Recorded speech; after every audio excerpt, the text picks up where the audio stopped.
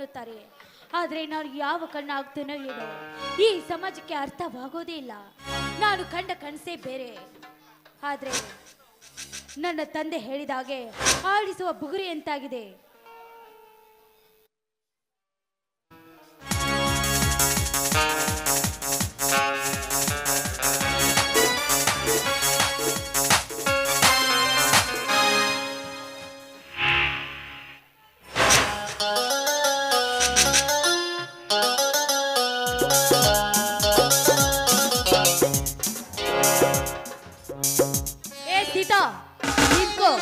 ಕೈಯಲ್ಲಿ ಏನ್ ಹಿಡಿದುಕೊಂಡು ಹೋಗ್ತಿದ್ಯಾ?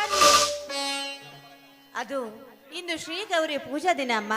ಅದಕ್ಕೆ ದೇವಿಗೆ ಕಾಯಕರ್ಪೂರ ಕೊಡ್ಬೇಕು ಅಂತ ದೇವಸ್ಥಾನಕ್ಕೆ ಹೋಗ್ತಾ ಇದ್ದೀನಿ. ನನ್ನ ಗಂಡನನ್ನು ಜೈಲಿಗೆ ಕಳಿಸಿ ಈ ಕಳ್ಳ ಮಗನನ್ನು ಕಟ್ಟಿಕೊಂಡು ಮನೆ ತುಂಬಾ ಹಾರಾಡ್ತಾ ಇದೆಯಲ್ಲ, ಇದು ಸರಿನಾ ನಿನ್ಗೆ? ಯಾರನ್ನು ಕೇಳಿ ದೇವರಿಗೆ ಹೋಗ್ತಾ ಇದೀಯಾ ನೀನು? ಪಲ್ಲವಿ, ಏನಮ್ಮ ಇದು? ನಾನು ದೇವಸ್ಥಾನಕ್ಕೆ ಪೂಜೆಗೆಂದು ಹೋಗ್ಬೇಕಾದ್ರೆ ನಿನ್ನ ಅನುಮತಿ ಪಡಿಬೇಕೇನಮ್ಮ? ಪ್ರತಿಯೊಂದು ಹೆಜ್ಜೆ ಕಿತ್ತಿಟ್ರು ಸಹ ನನ್ನ ಅನುಮತಿ ಪಡೆಯಬೇಕು ನೀನು. ಅಷ್ಟೇ ಅಲ್ಲ, ಈ ಮನೆಯ ಮೇಲಿನ ಸಾಲ ಕೂಡ ನನ್ನ ತಂದೆ ಮನ್ನಾ ಮಾಡಿದ್ದು ಆಗ್ಲೇ ಮರ್ತು ಬಿಟ್ಟಿಯಾ ನೀನು?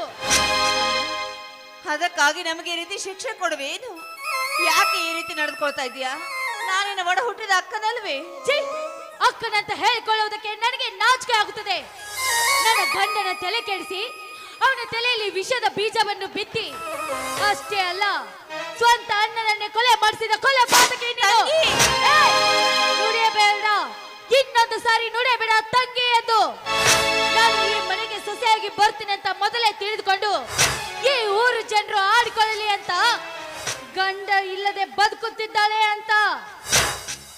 ನೋಡಮ್ಮ, ಗಂಡ ಬೇಕು ಅಂದ್ರೆ ಹಿಮಾಲಯ ಬಂಡೆ ತಲೆ ಮೇಲೆ ಬಿದ್ರು ಅದನ್ನ ಸಹಿಸಿಕೊಳ್ಳಬೇಕಮ್ಮ ಹೆಣ್ಣಾದಳು.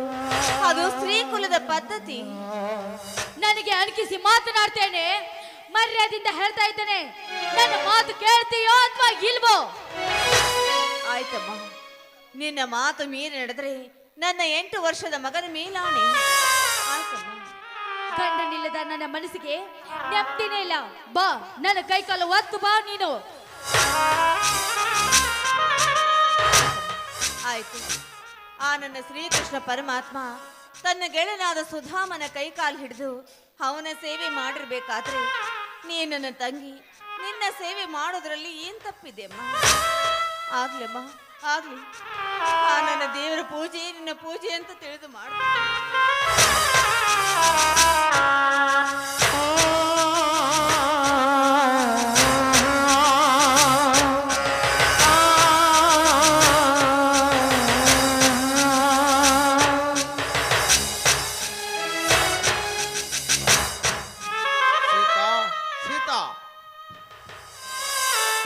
ಸೀತಾ ಸೀತಾ ಸೀತಾ ಸೀತಾ ಸೀತಾ ಅಂತ ಯಾಕೆ ಬಾಯ್ ಬಡ್ಕೊಂತೀಯ? ಈ ನಿನ್ನ ಸೀತಾ ಏನ್ ಮಾಡ್ತಿದ್ದಾಳೆ ಅಂತ ನಿನಗೆ ಕಣ್ಣು ಕಾಣಿಸೋದಿಲ್ವೇನೋ? ಏನು ಪಲ್ಲವಿ, ನಿನಗಿಂತ ಹಿರಿಯಳೆ ನಿನ್ನ ಸೇವೆ. ಯಾಕೆ ಯಾಕೆ ಆಗ್ಬಾರ್ದು? ನೀನು ಮಹಾಭಾರತದ ಕುಂತಿ, ಇವಳು ಗಾಂಧಾರಿ. ನೆನೆಸಿಕೋ ನಿನ್ನ ದಾಸಿಯರನ್ನು. ಅಂದರೆ ನನ್ನ ಮಡದಿ ನಿನ್ನ ದಾಸಿ. ಯಾಕೆ ಆಗ್ಬಾರ್ದು? ಯಾಕೆ ಆಗ್ಬಾರ್ದು ಅಂತ ಮೊನ್ನೆ ನನ್ನ ತಂದೆಗೆ ನೀನಾಗ್ಲೇ ಏನು ಹೇಳಿದ್ದಾರೆ ನಿನಗೆ ನೆನಪಿಲ್ವೇನೋ? ನೀನು ಸಹ ನನ್ನ ಸೇವೆ ಮಾಡ್ತೀನಿ ಅಂತ.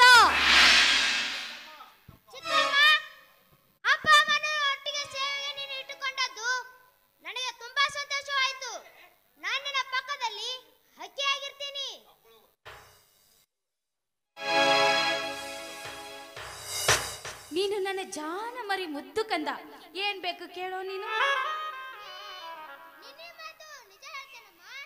ಕೇಳು, ನಿನಗೇನು ಬೇಕು ಅಂತ.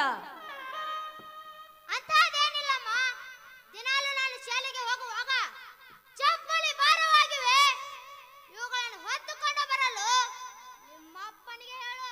ಏನು ಮುಟ್ಟ? ಸುತ್ತು 20 ಹಳ್ಳಿಯ ಒಡೆಯ ನನ್ನ ತಂದೆ ನಿನ್ನ ಸೇವೆ ಮಾಡ್ಬೇಕು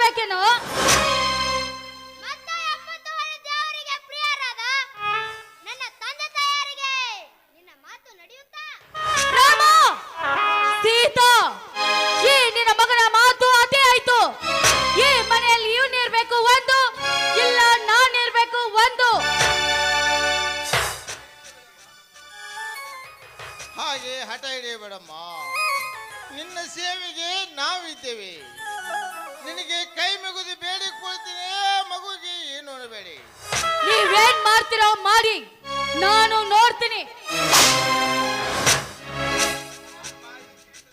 ಅಪ್ಪ, ಇವಳು ಈ ಮನೆಯ ಕಿರಿಯ ಸೊಸೆ ಅಲ್ಲ.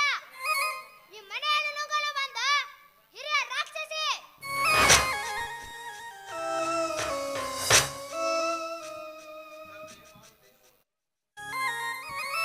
ತಂದೆ ಮಾರುತೇಶ್ವರ, ನಿನ್ನ ಧ್ಯಾನ ಜ್ಯೋತಿಯಾಗಿ ಎಲ್ಲರ ಹೃದಯ ಕಮಲದಲ್ಲಿ ಸದಾ ಬೆಳಗುತ್ತಿರುವ ನೀನು ಇಂದು ನನ್ನ ಸಂಸಾರದಲ್ಲಿ ಕತ್ತಲೆಯನ್ನು ಆವರಿಸಿ ಬತ್ತಲೆ ಸಂಸಾರ ಕತ್ತಲೆ ಆವರಿಸಿ ತಂದೆ.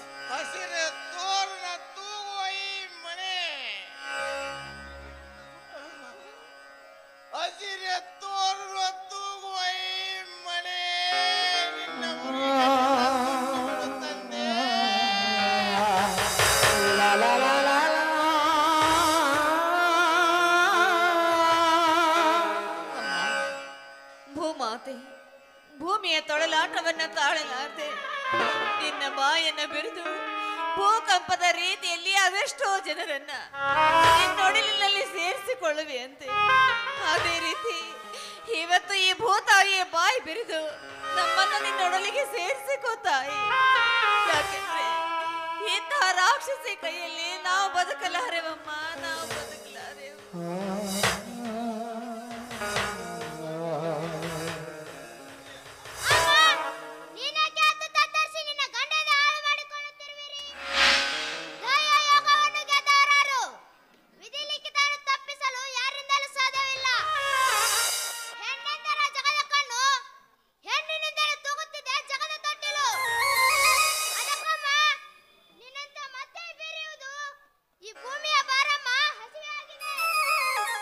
ಅಯ್ಯೋ ಕಂದ, ಹೊಟ್ಟೆ ಹಸದಿದೆ ಅಂತ ಬಾಯಿ ತೆಗೆದಾಗ ಓಡು ಹೋಗಿ ನಿನಗೆ ಅನ್ನ ಹಾಕುವಷ್ಟು ತಾಕತ್ತಿಲ್ವಲ್ಲಪ್ಪ ನಿನ್ನಮ್ಮನಿಗೆ.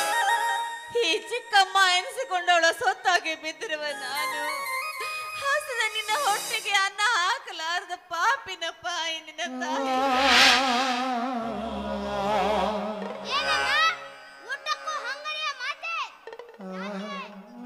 ಹಾಗಲ್ಲ ಕಂದ, ಅದೆಲ್ಲ ನಿನಗೆ ತಿಳಿಯದು. ನೀನಿನ್ನೂ ಚಿಕ್ಕವನು, ಮುಂದೆ ಹೋಗ್ತಾ ಎಲ್ಲ ನಿನಗೂ ತಿಳಿಯುತ್ತ.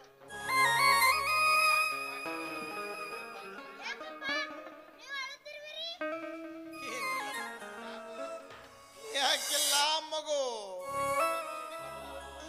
ನಿನ್ನನ್ನು ಮುದ್ದಿನ ಮಟ್ಟವನ್ನು ನೋಡಿ ನನಗೆ ಸಂತೋಷದ ಕಣ್ಣೀರು ಬರುತ್ತಿದೆಯಪ್ಪ.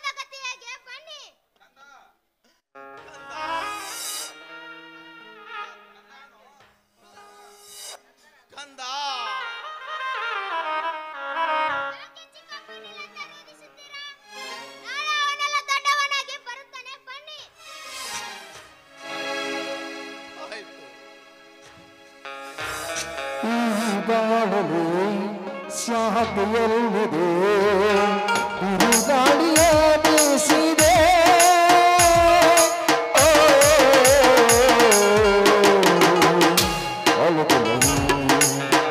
ಸಂತೋಷದ ಹುಡುಕುತ್ತಲೀ ಲಾಸೋದನು ಅನುಗಾಲವೇ ಇಲ್ಲಾಯಿತೆ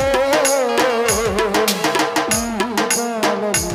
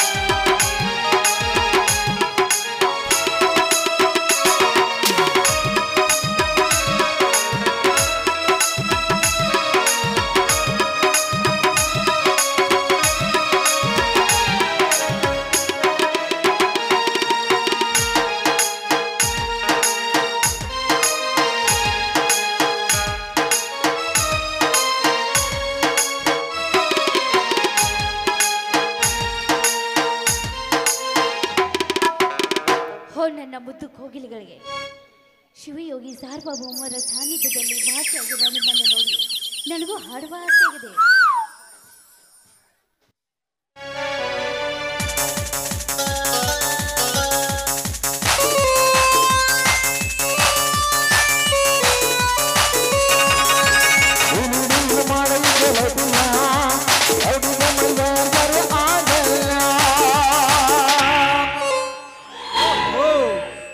ಇದ್ಯಾವ ಕೋಗಿಲೆ ವಸಂತ ಮಾಸವಿಲ್ಲದೆ ಕೂಗಿ ಹಾಡುತ್ತಿದೆಯಲ್ಲ, ಇದೆಲ್ಲ ಗುರುಕುಮಾರನ ಛಾಯೆಯೋ ಅಥವಾ ನನ್ನನ್ನು ಮೋಜು ಮಾಡಲು ಬಂದ ಮಾಯೆಯೋ? ಓಹೋ, ಇದು ನಾ ಬಯಸಿದ ಕೋಗಿಲೆ. ಹಾ ಪಲ್ಲವಿ, ಯಾರವರು? ನಾನು ಯಾರಂತ ತಮಗೆಲ್ಲ ಗೊತ್ತು. ಹೋ ನೀವ ನಮ್ಮ ತಂದೆ ಆಪ್ತ ಸ್ನೇಹಿತರು. ಬನ್ನಿ, ನಾನು ನಿಮ್ಮ ದಾರಿಯನ್ನೇ ಕಾಯ್ತಾ ಇದ್ದೆ. ಪಲ್ಲವಿ, ನಿಜವಾಗಲೂ ಹೇಳ್ತಿದ್ಯಾ ಈ ಮಾತನ್ನು? ಯಾಕೆ, ನಿಮ್ಮನ್ನು ನೋಡೋದೇ ತಪ್ಪ? ನೋಡಿ, ಹಿಂದಿನದೆಲ್ಲ ದಯವಿಟ್ಟು ಮರ್ತು ಬಿಡಿ ನೀವು. ಅಂದರೆ ಆ ಪರಶುರಾಮ ಅವನೊಬ್ಬ ಗುಂಡ. ಅವನಂತ ಗಂಡ ಅಂತ ಹೇಳ್ಕೊಳ್ಳೋದಕ್ಕೆ ನನಗೆ ನಾಚಿಕೆ ಆಗುತ್ತದೆ. ರಂಡೆಯಾಗಿ ಬಾಳುತ್ತಿದ್ದೇನೆ ನಾನು. ನೋಡಿ, ಹಿಂದಿನದೆಲ್ಲ ದಯವಿಟ್ಟು ಮರ್ತು ಬಿಡಿ ನೀವು. ದಯವಿಟ್ಟು ಹಿಂದಿನದೆಲ್ಲ ಮರ್ತು ಬಿಡಿ ಪ್ಲೀಸ್. ಐ ಲವ್ ಯು ರಾಜಾ, ಐ ಲವ್ ಯು. ಅಂದರೆ ನೀನೀಗ ಕಾಮದ ಮತ್ತಿನ ಹೆಣ್ಣಂತೆ ಕಾಣುತ್ತಿರುವೆ. ಬಾ, ಮಲಪ್ರಭಾ ತೀರದ ಬಾರದ ಮೋಹಕ ರೂಪವನ್ನು ಹೀರಿ ಹಗುರಾಗಿಸುವೆ. ಬಾ ನನ್ನ ಕಾಮದ ಮತ್ತಿಡಿಸಲು. ಆಹಾ, ಈ ನಿಮ್ಮ ಕಾಮ ಪ್ರಯೋಗ ಈಗಲ್ಲ. ಯಾಕೆ? ಇಂದು ಶಿವರಾತ್ರಿಯ ಶಿವಯೋಗ ರಥ ಹಿಡಿದಿದ್ದೇನೆ. 5 ವರ್ಷದವರೆಗೂ ನಿಮ್ಮ ಮಿಲನ ಇಲ್ಲ. ಇದಕ್ಕೆ ಒಪ್ಪಿಗೆ ತಾನೆ? ಒಪ್ಪಿದೆ ಪಲ್ಲವಿ. ಇಂದಿನಿಂದ ನೀನೇ ನನ್ನವಳಾಗಿರುವಾಗ ಆ ಮಾತೇಕೆ? ಈಗ ಕಾಮದ ಮತ್ತಿಳಿಯುವಂತೆ ಹಾಡೊಂದು ಮೊದಲು ಪ್ರೇಮ ಗೀತೆಯನ್ನು.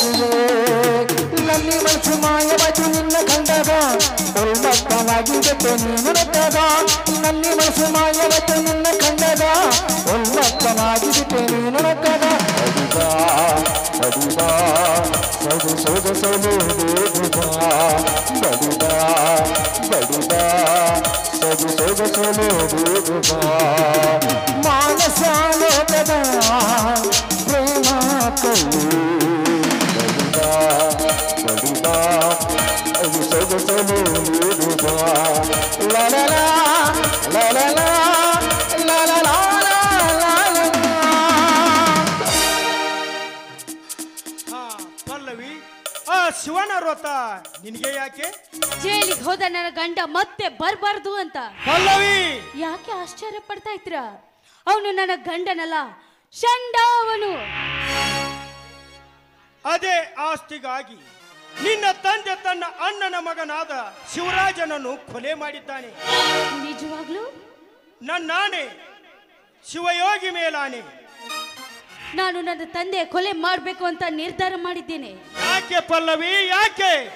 ಎಲ್ಲ ಆಸ್ತಿಯನ್ನು ಎತ್ತಿಕೊಂಡು ಹೋಗಿ ಹಾಯಾಗಿರೋಣ ಅಂತ. ನಿಜ ಪಲ್ಲವಿ, ಅದೇ ಆಸ್ತಿಗಾಗಿ ನಿನ್ನ ತಂದೆ ತನ್ನ ಅಣ್ಣನ ಮಗನಾದ ಶಿವರಾಜನನ್ನು ಕೊಲೆ ಮಾಡಿದ್ದಾನೆ. ಏನ್ ಹೇಳ್ತಾ ಇದ್ರ? ಪರಶುರಾಮ ಕೊಲೆ ಮಾಡ್ಲಿಲ್ವಾ? ಇಲ್ಲ, ನಿನ್ನ ಕೈ ಹಿಡಿಯುವ ಸಲುವಾಗಿ ನಾನು ಹಾಕಿದ ಪ್ಲಾನ್ ಅದು. ಹಾಗಾದ್ರೆ ಅವನಿಗೆ ಜೈಲಿಗೆ ಹೋದ? ನಿನ್ನ ಕೈ ಹಿಡಿಯುವ ಸಲುವಾಗಿ ನಾನು ಹಾಕಿದ ಪ್ಲಾನ್ ಅದು. ಅಂತೂ ನಿಮ್ಮ ಪ್ಲಾನ್ ಸಕ್ಸಸ್ ಆಯ್ತಲ್ಲ ಬಿಡಿ. ಮುಂದೇನಿದೆ? ಅವನನ್ನು ಲಾಕಪ್ ನಲ್ಲಿ ಡೆತ್ ಮಾಡಿದೆ ಅಂತ ನಿಮ್ಮ ತಂದೆ ಕೈಯಿಂದಲೇ 1 ಲಕ್ಷ ರೂಪಾಯಿ ಅಡ್ವಾನ್ಸ್ ಆಗಿ ಕೊಡಿಸಿದ್ದೇನೆ. ಎಂತ ಚಾಣಾಕ್ಷ ತಲೆ ನಿಮ್ಮದು. ಈ ನಿಮ್ಮ ಚಾಣಾಕ್ಷ ತಲೆಗೆ ಹೇಗೆ ಉತ್ತರ ಕೊಡಬೇಕೆಂತ ಒಂದು ತಿಳಿಯದಾಗಿದೆ. ಆಹಾ, ಕೊಡುತ್ತೇನೆ ನಾನು. ಏನು?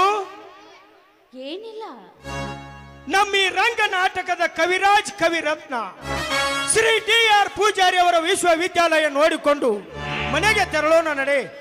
ಅಂದರೆ ಪೂಜಾರಿ ಕವಿಗಳು ಇಲ್ಲೇ ಓದಿದ್ದಾರೆ? ಹೌದು ಪಲ್ಲವಿ, ಅವರು ಇಲ್ಲೇ ಓದಿದ್ದಾರೆ. ನಮ್ಮಂತ ಪ್ರೇಮ ಜೀವಿಗಳ ಕವನ ಚರಿತ್ರೆ ಬರೆಯಲು ಕವಿಗಳಾಗಿ ಲೇಖಕನಾಗಿ ಈ ಶಿವಯೋಗಿ ಮಂದಿರದ ಕುಮಾರೇಶ್ವರ ಶಾಲೆಯ ಹೆಸರು ತಂದವರು. ಅಂದರೆ ಅವುಗಳಂತೆ ನಿಮ್ಗೆ ಕವಿಗಳಾಗುವ ಆಸೆನಾ? ಇಲ್ಲ, ನನ್ನ ಅಭಿನಯಕ್ಕೆ ಅವರ ಕೃಪೆ ಇದ್ದರೆ ಸಾಕು. ಆ ಅಭಿನಯದ ಉಭಯ ಗಾನದಲ್ಲಿ ಹಾಡೊಂದು ಇನ್ನೊಂದು ಪ್ರೇಮ ಗೀತೆಯನ್ನು. ಹೌದಾ? ಅನರ್ಘ್ಯ ರತ್ನವೇ, ಅನರ್ಘ್ಯ ರತ್ನವೇ, ಅನರ್ಘ್ಯ ರತ್ನವೇ, ಅನರ್ಘ್ಯ ರತ್ನವೇ.